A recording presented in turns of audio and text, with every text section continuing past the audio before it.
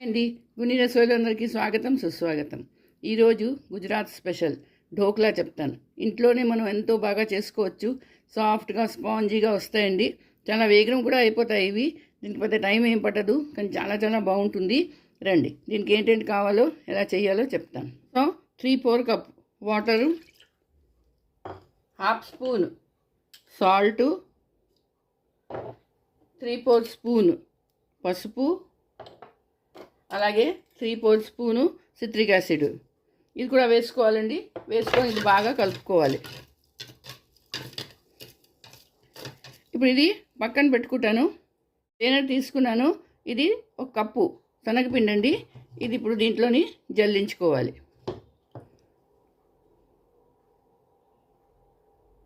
ఈ శనగపిండిలో ఇందాక చేసుకున్నాను కదా, వాటరు రెడీ చేసుకున్నాను, అది వేసుకొని కలుపుకోవాలి. స్మూత్గా బ్యాటర్ రెడీ చేసుకోవాలండి. ఇది మనం ఎంతసేపు కలిపితే అంత బాగుంటుంది. చూడండి, బ్యాటర్ ఇంత స్మూత్గా కలుపుకోవాలి, మరి థిక్గా కలపకూడదు. ఇగో ఇలా ఉండాలి, సరే. ఇప్పుడు ఇందులోని నేను హాఫ్ స్పూను పంచదార వేస్తున్నాను. పంచదార వేస్తే బాగుంటుంది, పొల పొలగా తీగాను. ఇగో చూడండి, బ్యాటర్ రెడీ అయిపోయింది. ఇగో ఇలా ఉండాలండి, చూసారా. ఇప్పుడు ఇందులోని నేను ఒక ఈనో ప్యాకెట్, అదిను కొంచెం తిని సోడా 2 ఇందులో కలుపుకొని ఉంచుకున్నాను. ఇప్పుడు దీనిలో వేసేస్తాను. వేసేసి కలుపుకోవాలి. ఇది వేగనే కలిపియాలండి. బాగా పొంగిపోతుంది ఇది. ఇగో చూడండి, సరే ఎంత ప్లఫీగా అయిపోతుంది.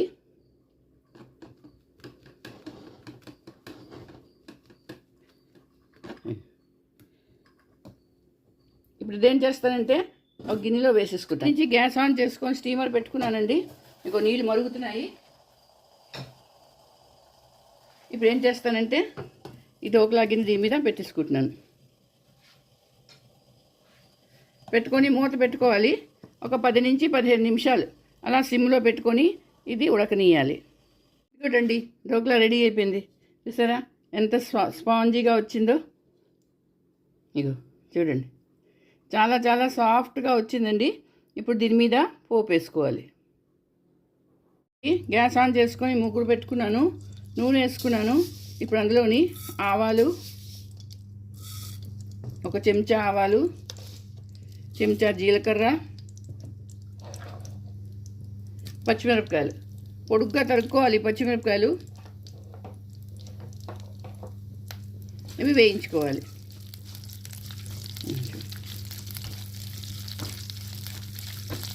ఆవాలు చిట్పట్లు ఆడాలి.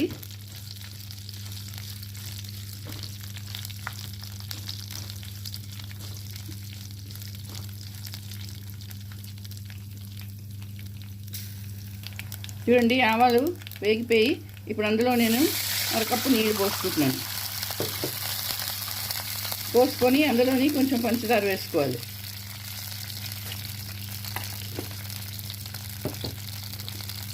నీళ్ళు ఉడకాలండి.